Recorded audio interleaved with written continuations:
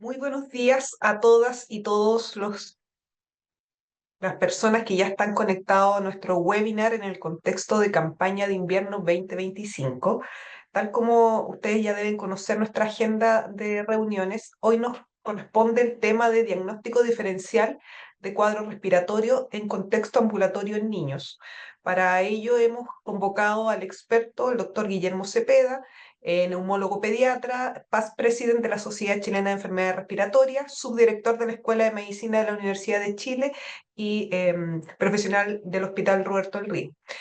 Antes de dar inicio a su presentación, solamente algunos recordatorios. Este es un webinar, por lo tanto, no tienen acceso a prender cámaras ni a activar su micrófono, por lo tanto, todas las consultas a nuestro expositor tienen que hacerlas a través del chat para al final de su presentación poder leerlas y aclarar las dudas. También recordar que las grabaciones son subidas con un desfase aproximadamente de 10 días al canal de YouTube de Salud Digital. Así que sin más preámbulos, vamos a dejar con usted a nuestro expositor, el doctor Guillermo Cepeda. Patricia, sean todos bienvenidos. Vamos a hablar ahora en esta clase acerca de diagnóstico diferencial de cuadros respiratorios en contexto ambulatorio en niños. ¿Ya? Y la verdad que es un tema bastante complejo que es bien amplio a la vez. Vamos a tratar de resumirlo un poco para tratar de dar alguna luz acerca de los hechos más significativos, quizás más importantes. Declaro no tener ningún conflicto de interés en este tema. Bueno, como introducción, tal como decíamos, este es un tema muy amplio, puede abarcar desde enfermedades simples hasta bastante complejas. La anamnesis y el examen físico son fundamentales. ¿Ya? ¿Por qué? Porque hay muchos cuadros que se parecen mucho. La historia clínica puede llegar a ser hasta confundente. Por eso que es muy bueno que acá realicemos una buena historia clínica y examinemos detalladamente a nuestro paciente. Estos síntomas son transversales a una amplia gama de patologías que se pueden mezclar desde cuadros infecciosos banales hasta alergias. Y lo que es muy importante, se debe evitar sobremedicar a los niños, especialmente en relación a uso de antibióticos, corticoides, descongestionantes, antitusivos, que no tengan la suficiente evidencia. Los cuadros clínicos que vamos a conversar ahora van a ser primero el tema alérgico con rinitis alérgica, asma bronquial, después seguiremos con probablemente la enfermedad más frecuente de esta área, que es el resfrío común, seguiremos con bronquiolitis, bronquitis obstructiva aguda, bronquitis aguda no obstructiva, coqueluche, laringitis aguda obstructiva y neumonía adquirida en la comunidad. Hay que recordar que siempre se deben notificar las patologías GES, que como podemos ver acá en esta diapositiva, hay varias de ellas, que son que los vamos a ir conversando ahora. Bueno, como inicio vamos a hablar de los temas alérgicos. La rinitis alérgica habitualmente siempre hay un antecedente, tiene una alta carga de genética, de traspaso de una generación a otra. Por lo tanto, siempre hay que preguntar. Hay que recordar que como buen fenómeno alérgico se tiene que preguntar en la familia principalmente de primer grado. Esto es padres, hermanos y eventualmente si que hubiera alguien en una línea más directa. Ya no interesa obviamente conocer tanto lo que le pasa a un tío lejano, a un primo en tercero o cuarto grado, sino que siempre en la familia directa. Esta patología dice mucho relación con el tema de marcha alérgica o marcha atópica, en la cual en una primera instancia se manifiesta por dermatitis atópica, por alergia a proteína de leche de vaca y finalmente se va manifestando en forma más tardía, que estas enfermedades alérgicas que se ven en forma más precoz. Los síntomas los podemos dividir en unos que son más liberadores de histamina, por llamarlo de alguna manera, y otros que son más liberadores de leucotrienos. Ya, los primeros es lo típico, la congestión nasal, la coriza permanente, eventualmente también estornudos, y lo otro que lo relatan niños más grandes suele ser la obstrucción nasal, la sensación de nariz tapada. Cualquiera de las dos instancias puede llegar a tener tos, que habitualmente es marcadamente matinal o nocturna, pero durante el día andan bastante bien. Recordar que siempre la vía respiratoria hay que comenzar con ella a examinarla desde la nariz. Ese es el punto de inicio. Ya siempre hacer una rinoscopía con otoscopio para ver hiperemia de la mucosa, ver hipertrofia de cornetas nasales, atopia cutánea, entre otros. El diagnóstico, como siempre, como muy buena de estas enfermedades clínico y que se puede apoyar con hacer un test cutáneo inhalante desde los 3 o 4 años. ¿Ya? El tratamiento, o sea, la medida no farmacológica, va a depender de la sensibilización del test cutáneo que tenga este paciente. Y tal como tal sabemos, los medicamentos se pueden usar desde los 6 meses con antihistamínicos de segunda generación. Por ejemplo, de loratadina, levocetiricina, cetiricina. Evidentemente, los que son de primera generación no se pueden usar en forma crónica. Por ejemplo, clorfenamina ni hidroxicina. El asma bronquial también parte de este fenómeno alérgico. Recordar que la asma bronquial en la infancia es netamente de predominio alérgico, a diferencia de lo que sucede en la etapa adulta, donde hay otros fenotipos, otras variantes. ¿Ya? También aquí habitualmente van a estar presentes los antecedentes de alergia. La sintomatología va a ser en base a un paciente con un SBO recurrente, los síntomas de congestión nasal y tos, marcadamente matinales o nocturnos, presencia variable de rinitis alérgica o dermatitis atópica. También se puede manifestar los síntomas intercríticos, especialmente en niños quizás más grandes, que cuenten, por ejemplo, los papás de que los niños en etapa no infecciosa, no de un cuadro viral, tiene sintomatología, está permanentemente congestionado, tiene tos, un paciente especialmente, por ejemplo, con ejercicio o con tos nocturno. Al examen físico siempre lo que uno tiene que evaluar si un paciente está con un patrón obstructivo bronquial. Siempre hay que ir buscando la sibilancia, siempre hay que buscar la expiración prolongada. El diagnóstico siempre va a ser clínico, apoyado por supuesto en la etapa preescolar o escolar con las pruebas de función pulmonar. Siempre tratar de hacer una espirometría y un test cutáneo cuando corresponda. Ahora, si es que la manifestación se produce como se manifiesta como un SBO recurrente en el periodo lactante, recordar que siempre hay que hacer el estudio básico, que es con una radiografía, un test del sudor e idealmente inmunoglobulinas. ¿Ya? Estos dos últimos exámenes, por supuesto, van a quedar supeditados al servicio de salud donde ustedes se encuentren, pero hay que recordar que si hay una alta sospecha se tiene que derivar a un nivel secundario para la realización de estos exámenes. Tratamiento, las medidas no farmacológicas van a ser fundamentales, siempre promover el ejercicio, recordar que una de las principales evidencias que hay en relación al ejercicio en medicina respiratoria es en el asma bronquial, se desarrolla mejor un pulmón que está habitualmente contraído, que está muy pequeño con el desarrollo de ejercicio. Obviamente no en crisis asmática y mucho menos cuando haya mucha contaminación ambiental. En condiciones basales, un paciente asmático tiene que hacer mucho ejercicio. Evitar todo tipo de tabaquismo, que va a ser motivo de una clase también que se va a realizar el próximo mes en relación al tabaco tradicional y a los vapeadores, que están muy de moda actualmente. Vacunarse siempre contra la influenza, contra el COVID, evitar los gatillantes, por supuesto. Y dentro de los medicamentos, la piedra angular, por supuesto, son los corticoides inhalatorios. Ahora, dentro del un cuadro clínico que es lejos lo más común que se ve en la infancia, que es la rinofaringitis, habitualmente hay un antecedente epidemiológico en la familia, en la sala de cuna, jardín infantil o colegio. ¿Ya?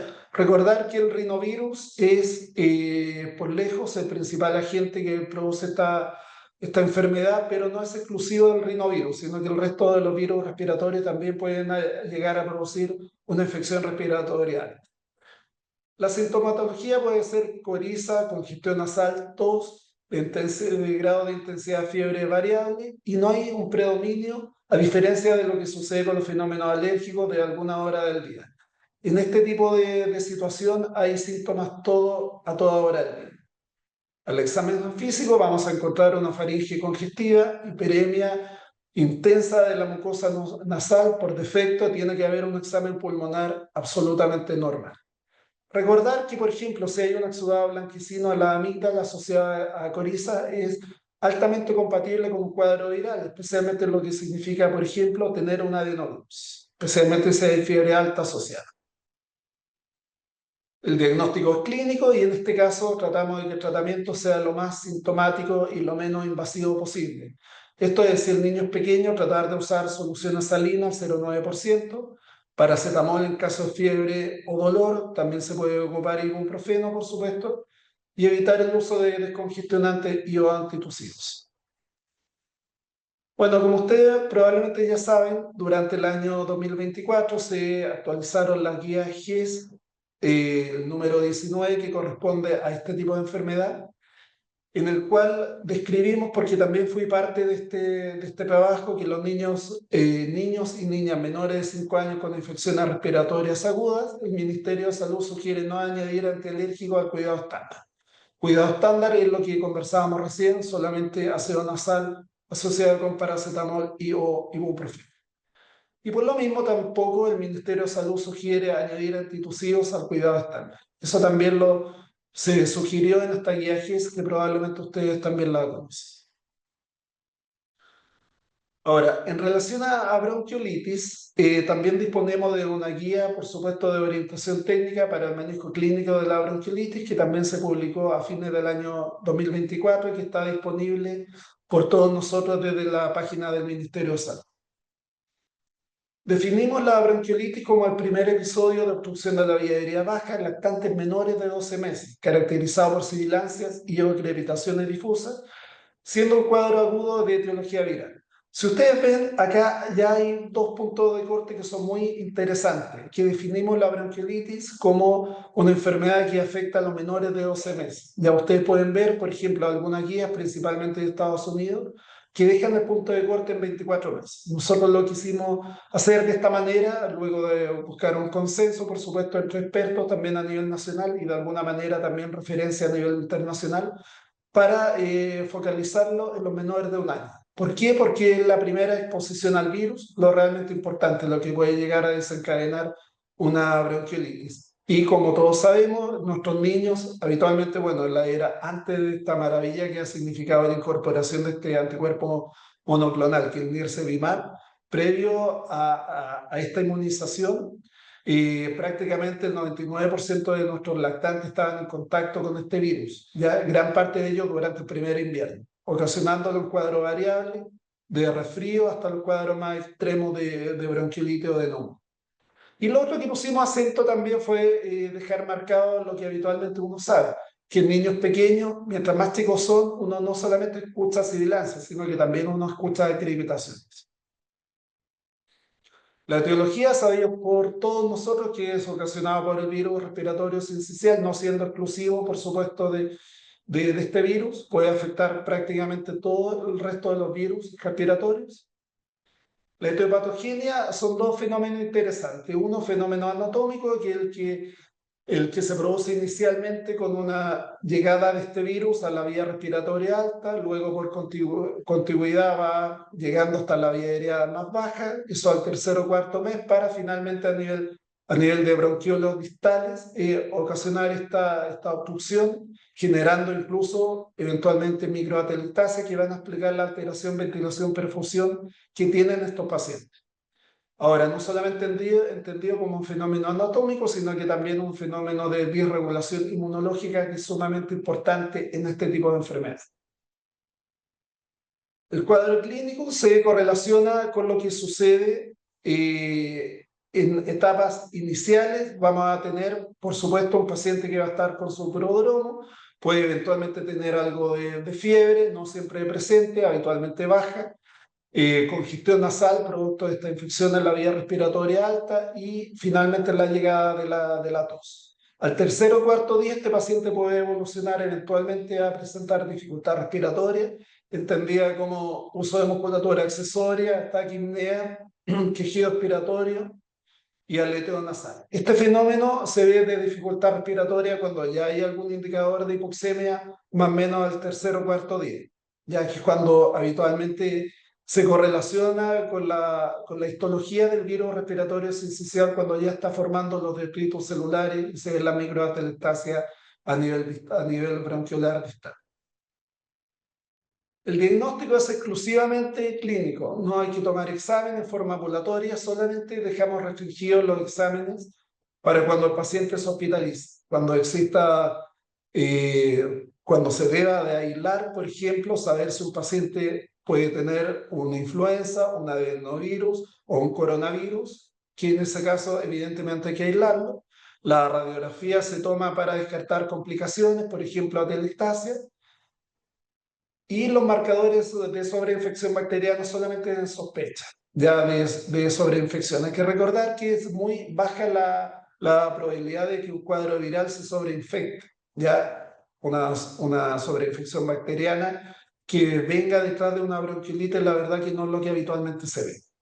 Y la gasometría se deja en un paciente grave, por supuesto, en un paciente que está hospitalizado, que puede eventualmente partir incluso con CENAF en el servicio de urgencia.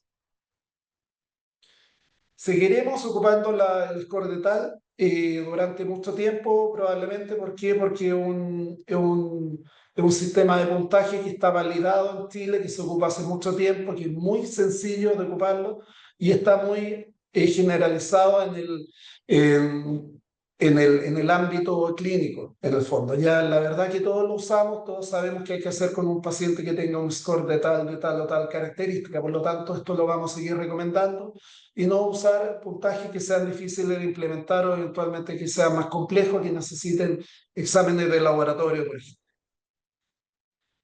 Acá en esta tabla aparece un detalle en el fondo de que como estamos en el medio ambulatorio, esta es la recomendación que se entregó a nivel ministerial para no realizar radiografía de tórax, parámetro inflamatorio, estudio etiológico, electrolitos plasmáticos, gases arteriales, en el fondo en un marco ambulatorio.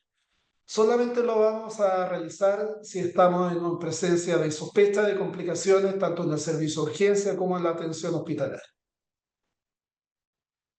Recordar que siempre hay indicaciones de hospitalización, por ejemplo, los menores de 8 semanas por la probabilidad de que un paciente tenga apnea, dificultad respiratoria, independiente del nivel de saturación de oxígeno. Saturación de oxígeno menor a 93 es una indicación de hospitalización. La presencia de apneas, por supuesto, que eso se ve habitualmente entre la sexta y la octava semana. La disminución de ingesta oral dada por rechazo alimentario completo o por presencia de vómitos. Comorbilidad importante, sea cardiopatías congénitas, enfermedad pulmonar del prematuro, prematurez en sí o inmunodeficiencia. Y los casos sociales, por ejemplo, la imposibilidad de tratamiento ambulatorio confiable o de acceso a un control. Son todas estas indicaciones de hospitalización. Por lo tanto, si uno lo ve en un marco ambulatorio, uno debería de proceder a derivar a este paciente a un nivel secundario. Los pilares de tratamiento descritos hace muchos años son la hidratación, la nutrición, el posicionamiento, la aspiración de secreciones nasales y la oxigenoterapia en caso de hospitalización. Nuevamente nos apoya la guía GES, en el cual para los casos de bronquiolitis tenemos acá en una primera instancia que el Ministerio de Salud, con una recomendación fuerte en contra, recomienda no usar corticoides sistémicos. Esto probablemente ustedes ya lo saben, ya lo conocen, pero no está de más volver a enfatizarlo, volver a repetir que para manejo de una bronquiolitis no se deben ocupar corticoides sistémicos, ni orales ni endovenosos. Por otro lado, el lactante con bronquiolitis, el Ministerio de Salud sugiere no añadir broncodilatadores al cuidado estándar, porque se ha visto que la etiopatogenia y la fisiopatología de esta enfermedad no tiene relación, por ejemplo, con una crisis asmática. ¿Ya? Recordar que la causa de por qué estos pacientes se obstruyen son básicamente detritus intracelulares. No hay una broncoconstricción asociada, por ejemplo, lo que se ve en un paciente asmático. Por lo tanto, no deberíamos de indicar broncodilatadores. Hay una pequeña salvedad a esto que después lo vamos a conversar. Y el lactante con bronquiolitis, el Ministerio de Salud sugiere no añadir nebulización con solución hipertónica al cuidado estándar.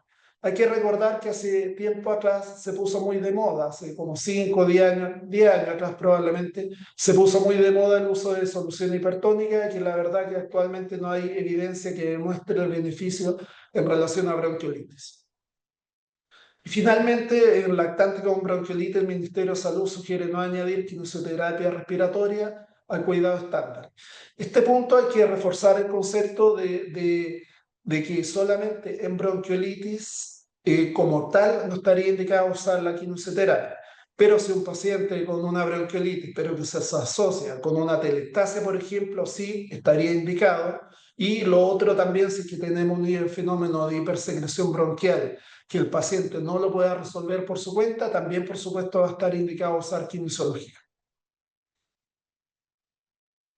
Dentro del tratamiento, no usar salbutamol, excepto en sospecha de que el paciente pueda debutar con un asma bronquial, como lo vamos a conversar ahora en un rato más. No usar, por supuesto, antibióticos, no usar corticoides y no usar kinesiología en fase obstructiva. A ver, en un marco hospitalario, solamente hospitalario, vuelvo a insistir, en la guía de orientación técnica para el manejo de la bronquiolitis que publicó el Ministerio el año pasado y en el cual me tocó participar, lo definimos solamente una prueba terapéutica de salbutamol en los casos de que un paciente estuviera hospitalizado, en el caso de que fuera mayores de 6 meses, en el caso de atopia personal o familiar y principalmente en una PCR positiva para rinovirus. ¿Qué es lo que contempla en el fondo estas indicaciones? Es que eventualmente podríamos estar en presencia de una bronquiolitis, pero que efectivamente el paciente esté haciendo el debut de un asma bronquial. Ese es el espíritu de estos requisitos, ¿ya? Y destacar que el rinovirus, que es el gran causante de los resfriados, puede llegar a producir una obstrucción bronquial solamente en caso de que una vía aérea esté dañada o esté inflamada. Por ejemplo, un paciente que sea asmático que no haya debutado todavía. Ese es el espíritu de este tipo de prueba terapéutica. Se hace solamente en el marco hospitalizado y usando los siguientes requerimientos que aparecen acá.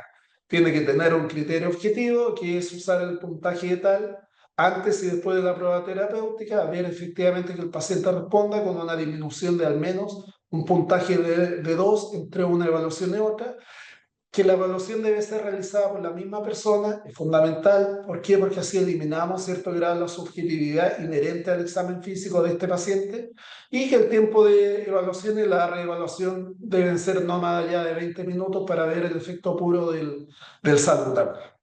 Y como les decía, tiene que ver una respuesta positiva, corresponde a una disminución de este puntaje en al menos 2 puntos. Este algoritmo que realizamos justamente para que nos quedara claro cuál era el flujograma que hacer con este tipo de paciente está disponible también en la guía de orientación técnica y si uno va un poquito más al detalle, tenemos acá los factores de riesgo, acá en el recuadro que aparece acá, que son los menores de 3 meses, la prematuridad, bajo peso de nacimiento, inmunodeficiencia, que son las mismas condiciones que estábamos viendo previamente como factores de riesgo asociados. Tenemos un paciente que empezamos por el principio, que tenga un cuadro compatible con una bronquiolitis. Si el paciente está estable, no, por supuesto tiene que ir a una sala de reanimación o ser derivado oportunamente. Si el paciente está estable, lo evaluamos clínicamente, nuevamente la historia, los factores de riesgo, el examen físico, realizamos el score de tal modificado y nos vamos a enfrentar en relación a una bronquiolitis leve, moderada y una bronquiolitis severa. Bronquiolitis leve, menor a 5, bronquiolitis moderada 6 a 8 y bronquiolitis severa de 9 o más. Todos tienen un algoritmo, si ustedes se fijan, la bronquiolitis leve solamente la vamos a manejar con medidas generales de secreciones nasales, control de la fiebre, alimentación a tolerancia y volver a controlar en caso de ser necesario. Por otra parte, la bronquiolitis moderada, ya con un puntaje de tal de más de 6, ya este tipo de paciente va a ingresar probablemente a hospitalizar, ¿cierto? Va a estar ahí en la urgencia o en la sala IRA, donde esté el paciente, vamos a usar oxigenoterapia, vamos a considerar salbutamol solamente con los principios que conversábamos previamente, se considera la kinesiología si es que detectamos eventualmente que el paciente tuviera alguna atelectasia o esté en la fase hipersecretora de su bronquiolitis, y vamos a considerar la CENAF dependiendo del lugar a donde estemos. Finalmente, la bronquiolitis severa debe ser ingresada a un cuidado intermedio o intensivos, tiene que tener una monitorización continua y el manejo ya de intensivo, por supuesto. También lo describimos esto en el documento que conversábamos, la guía de orientación terapéutica. Está escrito también y está de libre acceso. La prevención de este tipo de enfermedad la vamos a obtener con una lactancia materna exclusiva al menos de 6 meses, evitar la exposición al tabaco, sea tabaco tradicional o sea vapeadores. Recordar que el VRS, al igual como muchos otros virus, sobreviven de minutos a horas en diferentes tipos de superficie. El aislamiento, según el agente etiológico que se detecta, especialmente en los niños hospitalizados. Bueno, y qué decir del gran efecto que hemos tenido en el del Nirsevimab, que ha bajado el riesgo de hospitalización en al menos un 80%, lo cual es una maravilla y claramente no estamos, así como el año pasado no vimos una campaña de invierno como la que habitualmente veíamos hasta hace algunos años atrás. Este año tampoco esperamos ver esas campañas de invierno antiguas que colapsaban los servicios de urgencia y colapsaban a nivel hospitalario, siendo una gran medida de salud pública esta la que implementó el Ministerio y que se puede complementar con los anticuerpos monoclonales. Está en estudio, por supuesto, el tema de las vacunas. Hay que recordar que hay una vacuna para adultos que ya está disponible en Chile, pero el tema de vacunación a embarazadas o vacunar a los más chiquititos, a los recién nacidos, a los menores de 6 meses, está todavía por ver, por lo menos acá en Chile. La bronquitis obstructiva aguda, ya pasando ya a otra enfermedad, no la bronquiolitis, que era el primer evento, sino que este ya es un cuadro obstructivo que se manifiesta por sibilancia, que puede ocasionalmente acompañarse de roncos y crepitaciones, pero que tiene que tener por defecto sibilancia asociada. Y pueden ser cualquiera de los virus que tenemos actualmente, de los virus respiratorios estacionales. También vamos a ocupar la guía de orientación técnica, perdón, también vamos a ocupar el score de tal. Y para este tema también tenemos algún aporte que realizamos a través de la guía GES número 19, que es, por ejemplo, que en los niños, cuando veamos un alta en niños de entre 2 y 5 años, en etapa preescolar, con sibilancia, el Ministerio de Salud sugiere añadir corticoide oral al cuidado estándar. Recordar que se debe discriminar si este paciente tiene o no una alta carga de posibilidad de ser asmático. Si eventualmente es un niño asmático con historia y sedeo recurrente, uso de cortes inhalados, por supuesto que tiene que usar corticoides orales para mejorar, porque se estaría viendo eventualmente una exacerbación asmática desencadenada, por ejemplo, por algún virus. Ahora, en los últimos años se ha puesto muy de moda el bromuro de hipertropio, que la verdad las cosas que no tiene evidencia suficiente que sea mejor que el salbutamol. Por lo tanto, el Ministerio de Salud sugiere seguir usando salbutamol como habitualmente lo hemos hecho, en desmedro de lo que se ha puesto incluso casi como de moda de usar el bromuro de hipatropio. El bromuro de hipatropio tiene sus indicaciones que son bien precisas, que tiene un alto nivel de evidencia y es la única probablemente de usar en un paciente asmático en conjunto con el salbutamol para evitar el riesgo de hospitalización. Siendo la otra indicación, es la verdad que no tienen evidencia suficiente, por eso que el Ministerio de Salud no lo sugiere usar. El score el algoritmo conocido por todos, también se sigue ocupando, también dependiente del score de tal, que en la cual vamos a ver si el paciente responde o no a terapia de inhalaciones o nebulizaciones con salbutamol asociada con corticoides sistémicos. Si el paciente responde, eventualmente eh, podría desescalar, pero si el paciente persiste con la sintomatología, se debe hospitalizar.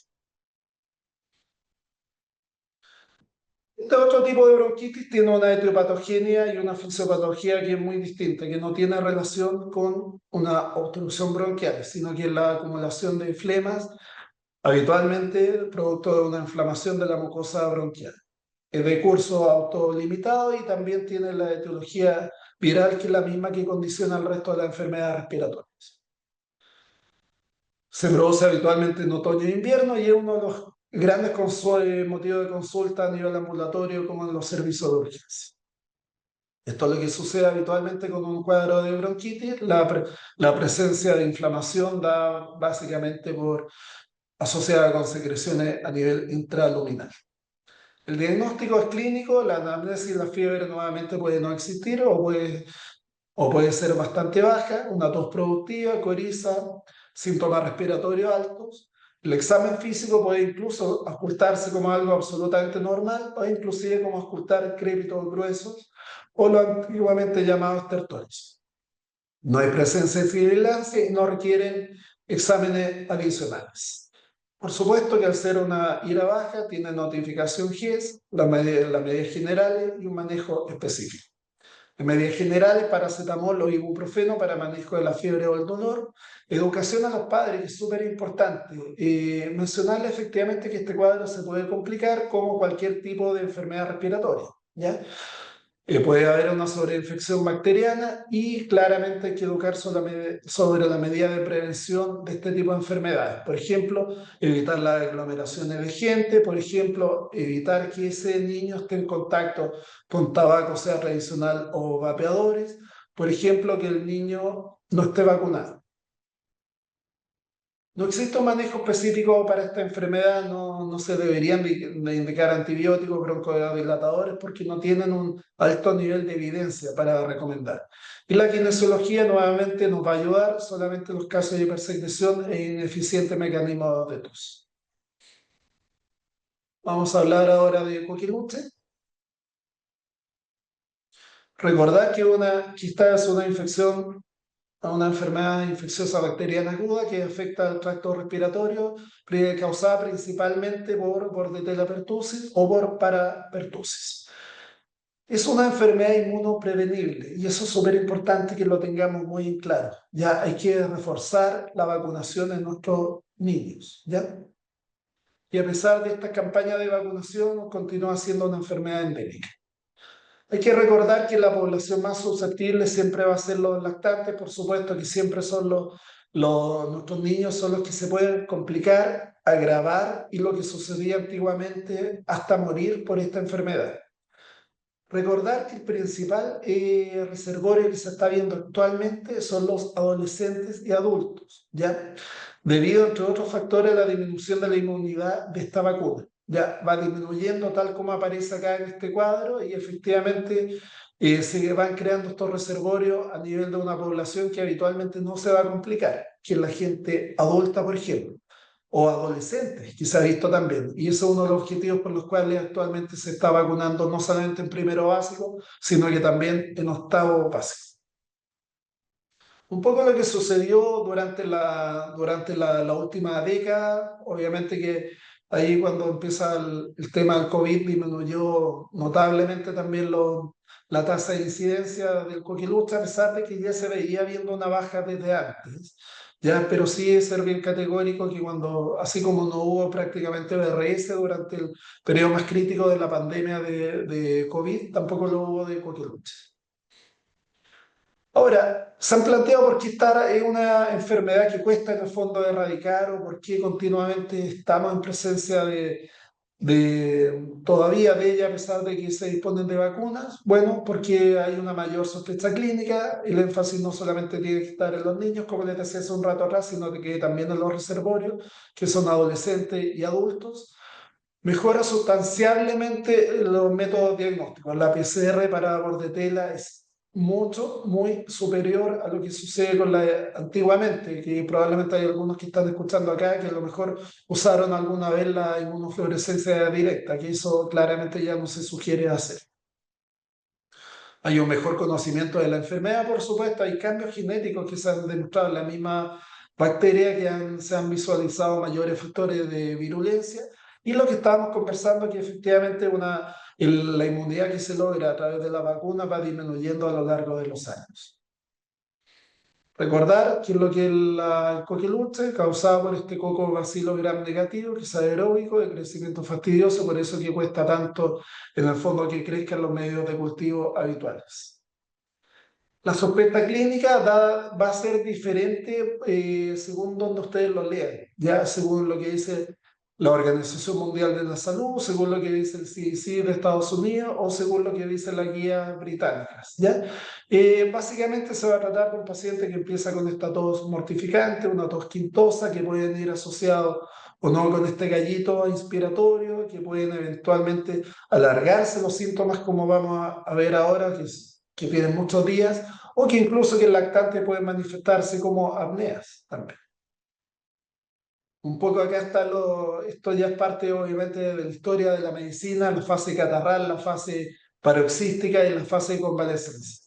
¿Cuál es uno de los grandes problemas que lo sabemos hace mucho tiempo? Que en la fase catarral es que probablemente el paciente va a estar más infectante, ¿ya? Y por ende, antes que empiece con los síntomas característicos, que es la tos paroxística y con el gallito inspiratorio, en el fondo, cuando ya es evidente que tiene un coquiluche, probablemente ya se va a aislar y va a disminuir la probabilidad de infección para el resto de las personas. No así cuando parten con la fase catarral, que son las fases iniciales, que el niño puede estar incluso hacer su diagnóstico diferencial de un simple resfrío. Y el periodo de convalecencia, que la verdad que puede durar bastante tiempo. Un niño con coquiluche puede llegar a toser muchísimo tiempo, como lo vemos acá. ¿Qué es lo interesante? Lo interesante que uno puede hacer un buen método diagnóstico con una alta sospecha clínica. Probablemente si es que está cursando, por ejemplo, si este paciente es un contacto, si tiene un cuadro clínico que es evidente, podremos llegar a un diagnóstico en etapas precoces. Y como siempre, ocupando lo azul que está acá, que es la PCR tal cual está anotado acá, que es la curva azul.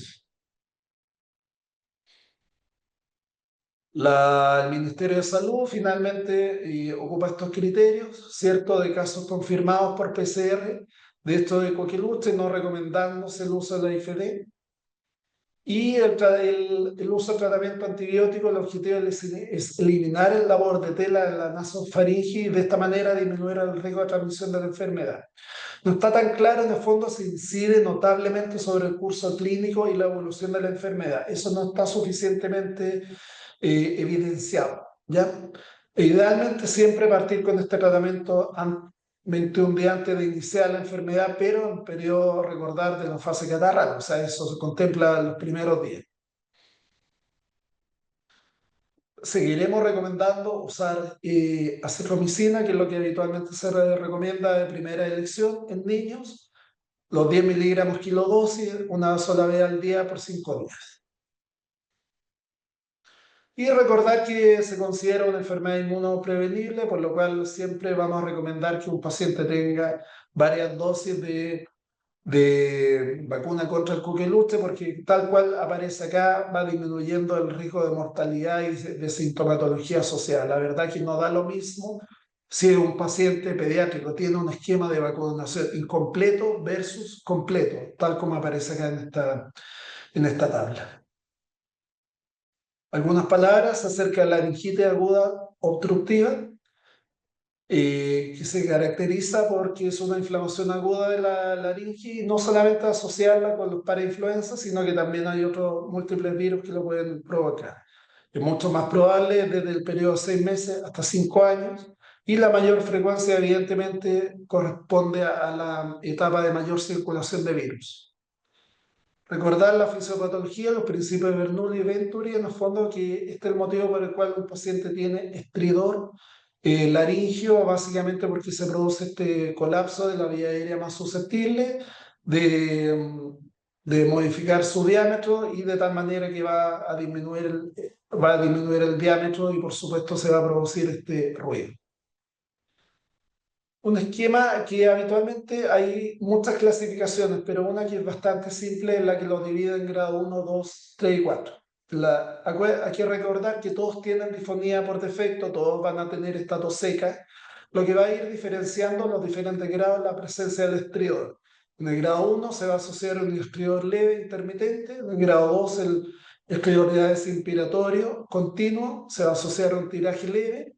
La diferencia del 3 con el 2 es que ya se van a ver una disminución del murmullo pulmonar y se va a caracterizar por signos de hipoxemia. Eventualmente el paciente puede desaturar. Eso es lo que diferencia del grado 3 al 2. Y el grado 4, que ya es el estado preparo, en el cual uno ve a un paciente muy grave desde el punto de vista de sintomatología y también al examen físico, con claros signos de agotamiento.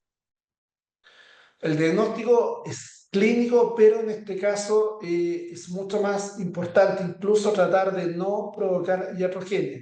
Esto significa no hacer exámenes que estén de más, por ejemplo, tomar exámenes de sangre, que puede que el paciente se obstruya más en la vía respiratoria, la laringe, y evitar obviamente que el examen físico no revisarle la garganta cada rato ni produciendo con baja lengua, por supuesto que va a producir una mayor dificultad probablemente de este paciente para respirar.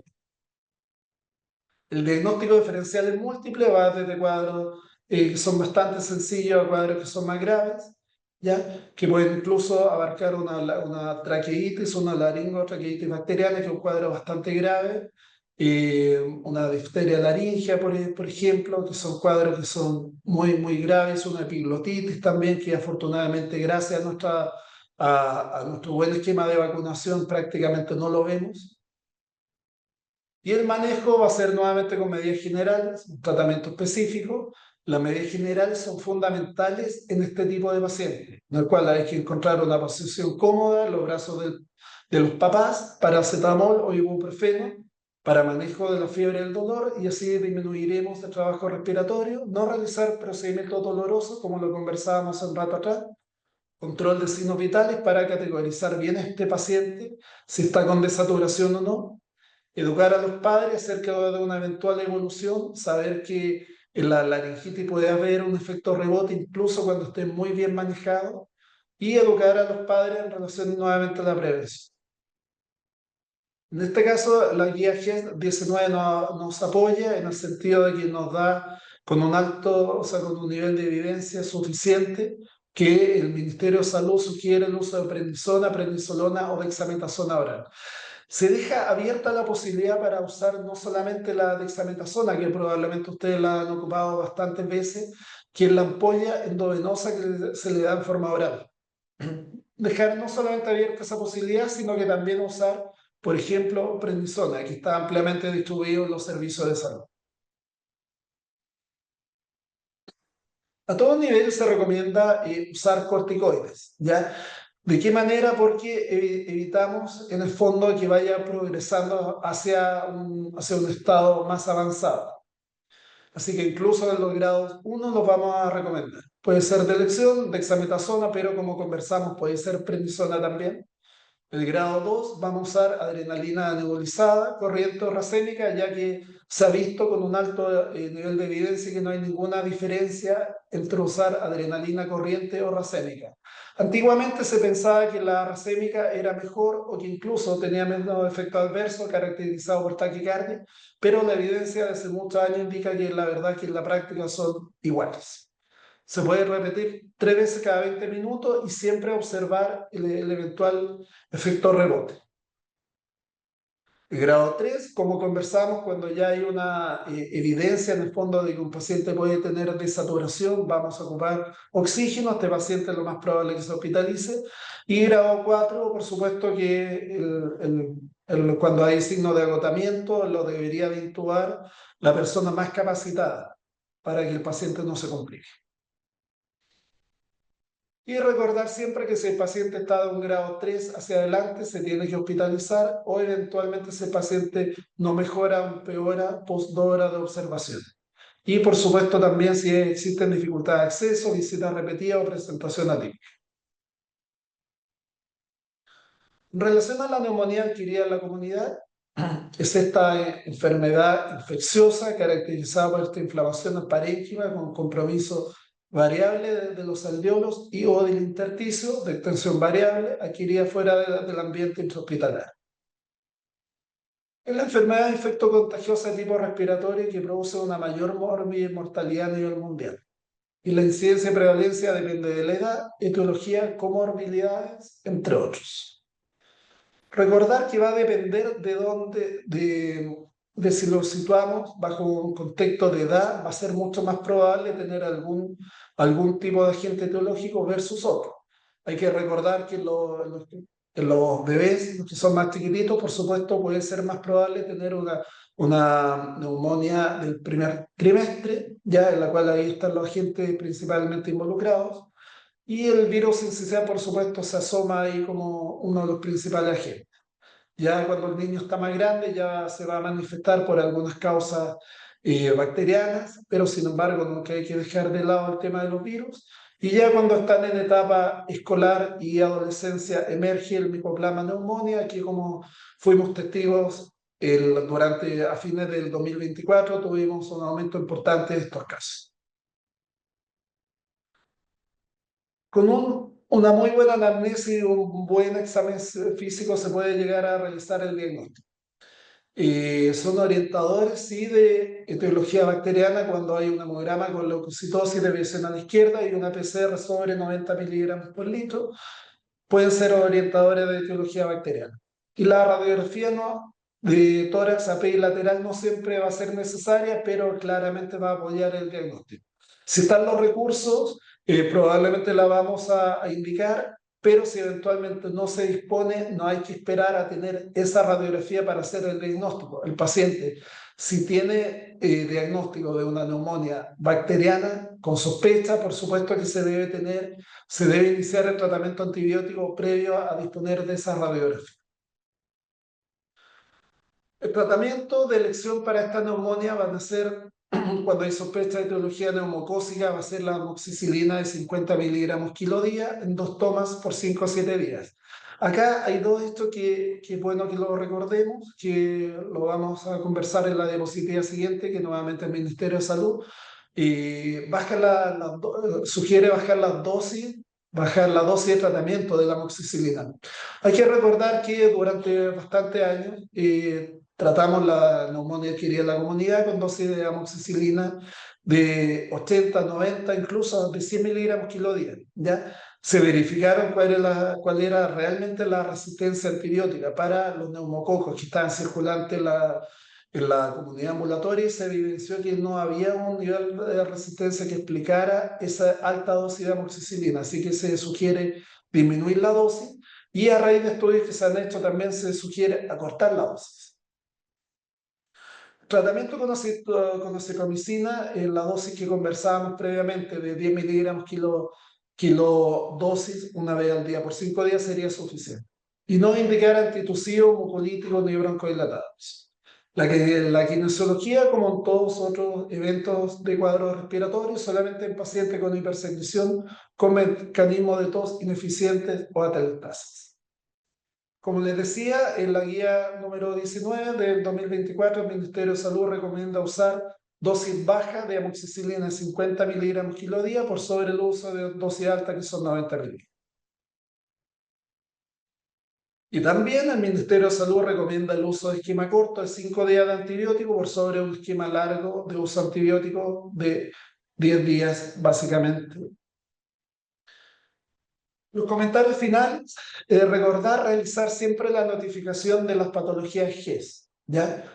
Y un tema muy importante que no se debe sobreutilizar los medicamentos como corticoides, antibióticos, antitusivos, mucolíticos, sin una evidencia demostrable. Y dejar en claro a los padres que cualquiera de estas enfermedades pueden evolucionar a cuadros más graves y evidentemente que las medidas de prevención para cualquiera de estas enfermedades respiratorias son sumamente importantes. Ya lo aprendimos con la epidemia por COVID, de que las medidas generales, en el fondo no farmacológicas, son muy importantes. Evitar la aglomeración de gente en espacios cerrados, el uso de mascarilla en gente enferma, evitar promover el uso del lavado de manos frecuentes, vacunar, por supuesto, o inmunizar según sea el caso, evitar el tabaquismo, tanto sea como el tabaquismo tradicional como el uso de vapeadores, y evitar, evidentemente, el contacto cercano con otras personas que uno sabe que están enfermas. Muchas gracias a todos por su atención. Gracias, doctor Cepeda, por su completa presentación. Y tenemos varias consultas que aparecieron en el chat, así que las voy a ir leyendo y algunas las voy a ir juntando porque se repiten algunas preguntas. Dice, considerando que el PIC test no está disponible en APS, ¿recomendaría solicitarlo en algún caso en particular? Es muy importante esa pregunta. Ya, la verdad que dentro de un manejo integral de un paciente alérgico debemos conocer hacia qué está sensibilizado. Por supuesto que hay algunos alergenos que son, por llamarlo de alguna manera, que son más fáciles de evitar y hay otros que son más difíciles, ¿cierto? Los que son más complejos de evitar van a ser, por ejemplo, el ácaro del polvo, ¿cierto? Van a ser todos estos hongos microscópicos como Aspergillus alternaria, que la verdad que es casi imposible erradicarlo de las casas. Pero sí es bueno porque de esa manera vamos a ver y vamos a anticipar que vamos a tener un paciente que va a ser alérgico todo el año. A diferencia, por ejemplo, cuando un paciente está notablemente eh, notablemente sensibilizado en el periodo estacional de la primavera, también es bueno tomar las medidas previas, ¿ya? Ahora, en general, siempre uno lo va a recomendar en la etapa preescolar, ¿ya? ¿Y qué decir del periodo escolar? Que también en el caso de que el paciente tenga rinitis alérgica, pero si más aún, si que tiene un asma bronquial, por supuesto, nos va a ayudar a tomar algunas conductas. Y asociado quizás a la misma pregunta, ¿alguna recomendación de realizar test de metacolina? No, por supuesto. De hecho, esta presentación es muy amplia, la verdad, las cosas. Cuesta abarcar todo el espectro de posibilidades, porque hay que dar un barniz de todas ellas. Dentro de los estudios de función pulmonar, evidentemente, tanto la espirometría como los test de hiperreactividad bronquial, sea metacolina o test de ejercicio, tienen un papel sumamente importante. ¿Ya? Hay que transmitir la información probablemente y mandar un mensaje que es sumamente importante, que por ejemplo, la espirometría se debe realizar en niños cuando estén capacitados para realizarla y no tener a lo mejor como necesariamente la idea que se tiene que hacer necesariamente desde los 6 años. Lo planteo porque uno ve niños que en etapa preescolar son capaces de recibir instrucciones, están muy atentos a las indicaciones y son finalmente serían capaces, como bien digo, de realizar este tipo de maniobras. Y asociado también a lo mismo del tema de los test, ¿hay alguna edad mínima para realizar el test cutáneo? Habitualmente, a ver, acá hay que diferenciar, depende de lo que uno esté buscando. Acá estamos buscando, hay que recordar que esto que se llama habitualmente como test cutáneo se refiere básicamente al test de inhalantes. ¿Ya? Acá no estamos hablando de un test de parte de alimentos, por ejemplo, que se podría confundir, que también equivaldría a lo que habitualmente uno conoce como test cutáneo. ¿Ya? El test de parte de alimentos, por ejemplo, se puede hacer incluso en niños muy pequeños, en lactantes muy pequeños, se tiene buen rendimiento y va más orientado a visualizar problemas de alergia alimentaria, por ejemplo. Lo que acá estamos viendo con un prick test de inhalantes no se hace en el periodo de lactante, pero sí se puede hacer en el periodo preescolar. Ahí va a depender de donde ustedes lo lean, pero habitualmente uno recomienda hacerlo desde los 4 años, ya sabiendo que mientras más avanzada esté la edad de este paciente, su sistema inmune va a estar de alguna manera más maduro, por lo tanto nos va a entregar información más confiable. ¿Ya? Muchas veces uno ve que, por ejemplo, que cuando uno lo hace en periodos más chiquititos, va cambiando en relación a cuando uno lo hace en niños que son más grandes. La rinitis, la sensibilización en fondo alérgica va cambiando en el tiempo y eso uno lo ve en la práctica clínica, pero también uno lo ve con los exámenes. Hay varias preguntas en relación a la kinesioterapia y la indicación o la no indicación en bronquiolitis. Voy a tratar de agruparlas un poco. Señalan si cualquier terapia kinésica es la que no está recomendada, solo la convencional. Otra persona hace referencia a que existen estudios serios que muestran que la efectividad de la quine con técnicas específicas disminuye los días de hospitalización y que muestran una disminución del score de severidad. Si es que a lo mejor puede comentar en relación más específico a eso. Claro, acá, bueno, es súper importante distinguir dos cosas. Uno, a ver, la kinesiología dada por los kinesiólogos, valga la redundancia, es lo que ha significado la medicina respiratoria en Chile, ha sido fundamental e importantísima. Ya hay que dejarlo súper en claro. Acá no hay un cuestionamiento ni a la disciplina de kinesiología, que la verdad que ha marcado una diferencia con otros países. La verdad que es un verdadero orgullo de disponer de la kinesiología que tenemos acá en Chile. Marcó un antes y un después, como todos lo sabemos, en relación a la sala CIRA y la sigue marcando actualmente. Lo que no tenemos un nivel de evidencia, lamentablemente, que sea suficiente como para desde el ministerio, apoyado por los grupos técnicos, poder apoyar, es los ejercicios respiratorios actuales, sean técnicas tradicionales como las más nuevas, como para apoyar en cualquier evento de bronquiolitis. ¿Ya? Ese es como eso es como el mensaje. Es cierto que las técnicas actuales, por ejemplo, las que La expiración lenta prolongada, por ejemplo, es una técnica se está viendo buenos resultados, se está viendo buenos estudios, que incluso ustedes si lo ven en la revisión Cochrane, probablemente de alguna manera tenga cierto nicho. Pero lo que nos falta efectivamente es tener mayor disponibilidad de estudios que sabemos que se están haciendo para indicar este tipo de kinesiología, no solamente probablemente a nivel de la telestasis, de la hipersecreción con tos ineficiente, sino que también en otros grupos. Veamos. Ahora, en el diagnóstico de bronquitis agudas, si refieren taquicardia secundaria al uso de salbutamol, ¿se debiese cambiar a bromuro o insistir con el salbutamol? No, la verdad que ahí hay que ser súper claro. A ver, primero si estamos en presencia de un cuadro de bronquitis aguda, no obstructiva, no tendría indicación de ningún tipo de broncodilatador, de partida. Si estamos viendo presencia de una bronquitis aguda obstructiva con presencia de sibilancia, claro que tiene uso de broncodilatador. Si dentro de nuestro espectro de posibilidades vemos que el salbutamol le provoca o taquicardia, o palpitaciones, o temblores a nuestro paciente, evidentemente se tiene que suspender. Eso considera una reacción adversa a medicamentos que la conocemos hace mucho tiempo, por lo tanto no debería de insistir con ello. Sí, en ese caso podría tener cabida el bromuro de paratope. ¿Ya? El mensaje que uno quiere dar, en el fondo, es tratar de no sobreusarlo mucho, porque uno ve que en los últimos tiempos, en los últimos años, se está utilizando mucho a nivel ambulatorio y a nivel de hospitalario. La verdad que sin una evidencia que sea alta, como para que desde los grupos técnicos o desde el Ministerio de Salud tengamos que dar esa sugerencia de usarlo. La verdad que no es así. ¿Qué opinión tiene nuestro expositor en relación al score de tal modificado que reemplaza la cianosis por saturación?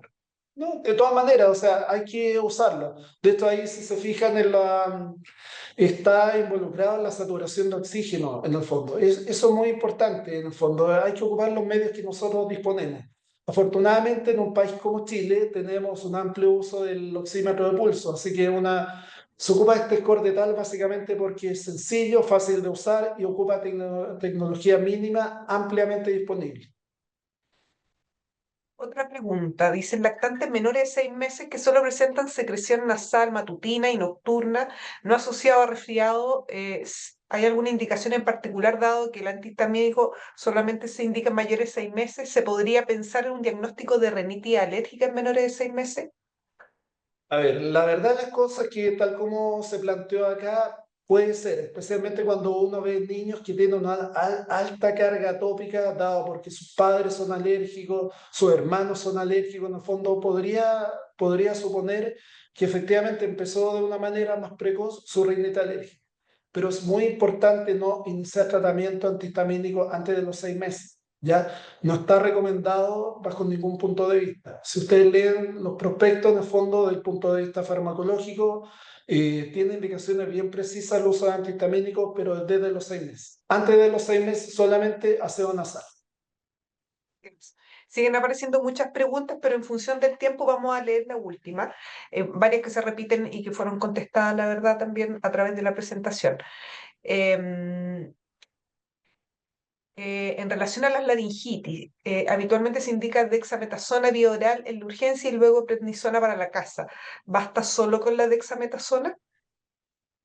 Bien, la dexametasona hay que recordar que es un corticoide de vida de acción larga, por lo tanto debería de bastar una sola dosis para cubrir este efecto los 2 o 3 días siguientes inclusive. ¿Ya? La verdad que debería de bastar solamente con eso, no debería de hecho el paciente seguir ocupando prednisona en la casa. Muchas gracias, doctor Cepeda. Vamos a cerrar la parte de preguntas y respuestas y solamente reiterar, yo en el chat compartí el link donde está publicada la guía de práctica clínica de IRA, que hizo referencia en varias ocasiones el doctor Cepeda, está publicada. También está asociado al link de la orientación técnica de bronquiolitis, que también hizo referencia el doctor Cepeda. Así que en la página DIPRESE del Ministerio de Salud, donde se suben todas las guías de práctica clínica GES, está disponible estas recomendaciones que se señalaron. Eh, Agradecer al doctor Cepeda por su participación, a todos los asistentes también por su interés. Muchas preguntas fueron apareciendo en el chat y solo me falta dejarlos a todos cordialmente invitados para el próximo webinar, que es el próximo jueves, en este mismo link y en el mismo horario de siempre. Así que muchas gracias a todas y todos. Gracias a todos por la invitación, muchas gracias a todos.